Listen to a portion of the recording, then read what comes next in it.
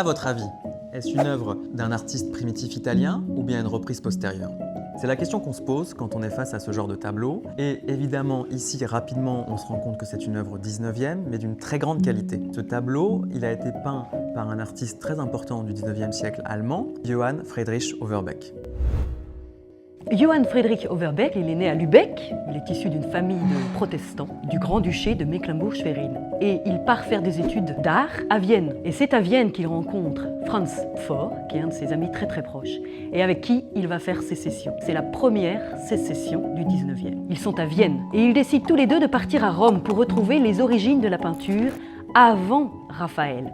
On parle du mouvement des Nazaréens. Overbeck s'installe à Rome en 1810, il se convertit au catholicisme en 1813, il s'installe dans ce couvent désaffecté de Rome, San Isidorio, et il souhaite, avec Franz Pforr et d'autres artistes allemands qui les ont rejoints, retrouver les origines de la peinture. Le retour au Quattrocento, les artistes comme le Pinturicchio et les premiers tableaux de Raphaël, les tableaux de Pérugin. C'est pour ça qu'on a dans ce tableau une sorte de pureté, une pureté de la forme, une pureté de la couleur, une pureté de la lumière aussi, mais en même temps, un retour à la nationalité allemande, puisque c'est à l'arrière-plan qu'il installe dans son paysage des références à ses origines allemandes et aux œuvres comme Dürer.